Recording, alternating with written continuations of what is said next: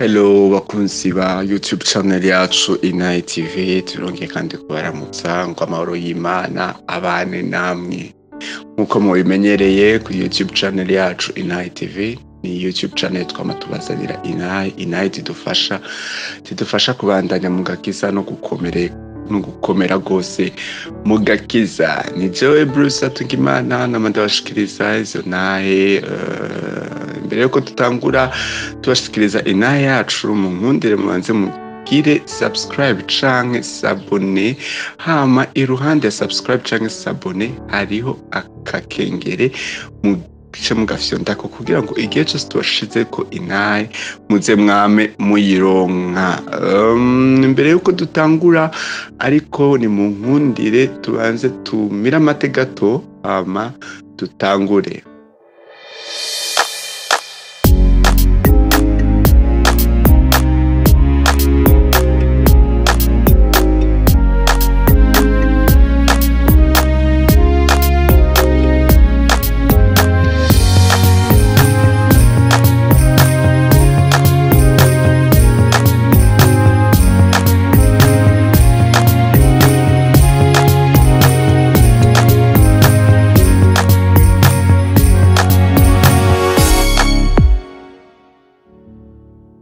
Rero nkuko nayimeje kwibabwira yuko YouTube channel yacu ari YouTube channel yama ishirako Inaye TV, kandi twaba twarabibemereye ko igihe cyose dushitse ko Inaye muzokwama muyironka, kandi tugerageza kugira ngo imisi yose muze mwame muronka Inaye nziza. Rero nkuko nababwiye, reka twumvirize Inaye ya mushiki wacu araza kwivuga, hama atubwire ivyo Yesu yamukoreye.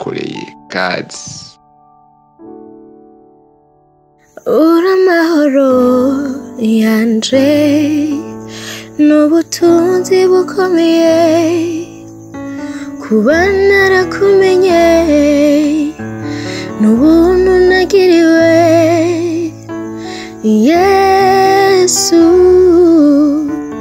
uramagije, Yesu ni wowe nyotewe, ni wowe nyotewe mwami wanje. Shalom ku mazina yanje nitwa Nkeshimana Kelly, nkaba nsanzwe ndi umuririmbyi. Nagira mfate aka kanya nashaka kubasangiza Inaye yanje. Ego nashaka nshingira Inaye Yesu y'ibikorwa yakoze mu buzima bwanje. Mvuze ngo nshingire Inaye Yesu sinovuga guhera nkiri mu nda kwa mama gushika oya. Ni ibintu byinshi Imana yakoze mu buzima bwanje, byinshi byerekana ubukuru bwayo, byerekana ineza yayo, byerekana urukundo rwayo idufitiye. Ako nagira ndababwira ikintu kimwe, nuvuga kimwe cankozeko cane. Jewe navutse mu muryango, nkivuka nasanze turi abamusulman. Ndakura kugeza nko mu myaka 2-3 après mama arakizwa, aratwigisha gusenga, azaratujana gusenga.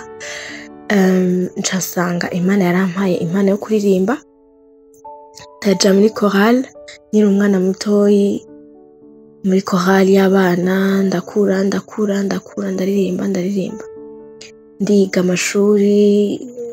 Ego rero hageze ko meza amashuri yanje humanité, narahuye n'ikigeragezo kinini cane.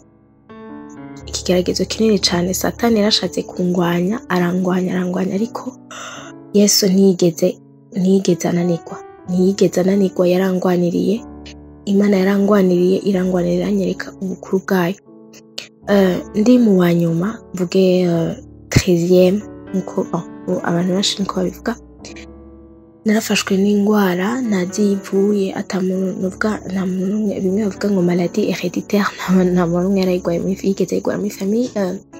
Ingwara nyene, ingwara yaje uko nyene ndayigwara. ni ingwara yitwa hemorrhoide.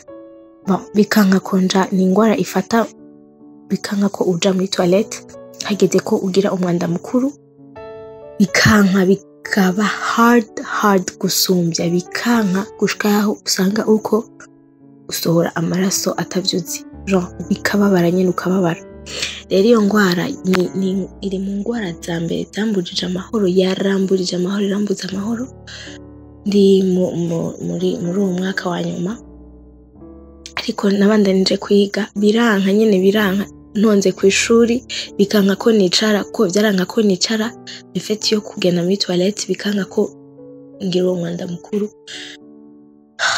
Ngiye ku ishuri bikanka ko nicara, nkaguma ntaha umwanya wose, gushika yaho abantu nyene batangura kuvuga ibintu. Ndavuga jewe ari abantu nyene nitura, nkavuga je ndasikiba ikibazo iki.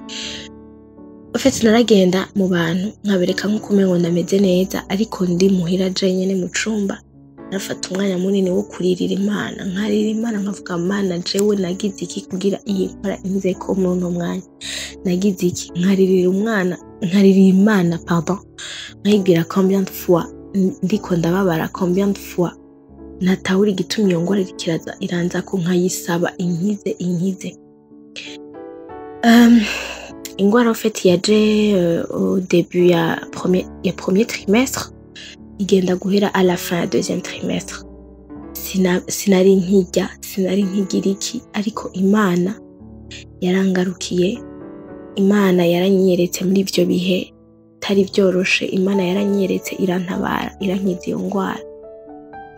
Umunsi wa mbere novuga ngo vyaroroshe ko ngira umwanda mukuru, nararize ndashimira Imana, ndavuga ati no ntibikunda, ndumiwe kuma ufite naravuze ati bigenze gute sérieux birakunze. Nararize ndarira de joie, ndarira ndashimira Imana, ndavuga Mana urakoze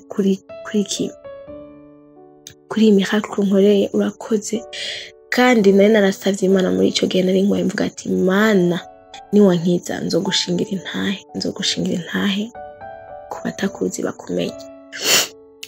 Bon, nivyo onye novuga ko sinovuga ngo nico conyene, novuga ngo cama ni ibintu byinshi vyamarse ubuzima bwanje ego kuva kera, ariko nashaka partage iyo onye niyo numva no bapartage iyo ntahe y'ukuntu nagwaye ingwara nanje nazivuye kandi babaza cane, ako ndayikira kubera gusenga Imana iranyumva irayinkiza.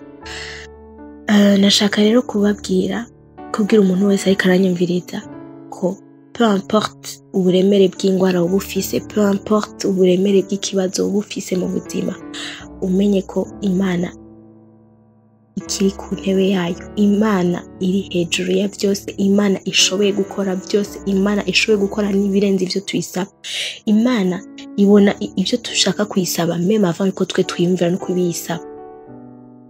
Beti Imana irakomeye. Nashaka numirire umuntu wese ataramenya Imana ko nimba afise abagenzi baba basenga akabegera akababaza, ndashaka nanje gusenga iyo Mana yanyu, ndashaka kubona nanje ivyo bitangaza mubona. Ego ndashaka gutumira umuntu wese ataramenya Imana ko yo kwakira Yesu nk'umwami n'umukiza mu buzima bwiwe, kuko ndabijejeje ko uwo mwami adahemuka, ni umwami yuzuye urukundo, umwami adahemuka, umwami arenze, nukuri ararenze, sinzi hindi jambo numva novuga, ararenze. So murakoze, ndaryohewe kubapartaja iyo ntahe, ndizeye ko hari abo izofasha, ndizeye ko hariho imitima myinshi igiye kuzana ku Mana. Imana ibahezagire. Merci beaucoup. Rero murumvise Kelly nk'Imana ivyo Yesu yamukoreye, yaratewe n'ingwara, iyo ngwara yari mumereye nabi ageze mu mwaka wa nyuma wo kurangiza amashuri yiwe yisumbuye. Kelly aragwara ingwara itigeze kwara umuntu n'umwe mu muryango, ingwara atazi iyo yarivuye, arayigwara hemorrhoide, kandi yaramubabaza gose. Ariko hamwe n'ivyo Kelly ntiyitayeho kwiyumvira ivy'abaganga rwose, ariko Kelly murumva ko yahanze amaso Yesu, yahanze amaso ijuru, none ijuru ryaramutabaye, ryaramugiriye neza. Imana nibishimirwe rwose ku bwa Kelly.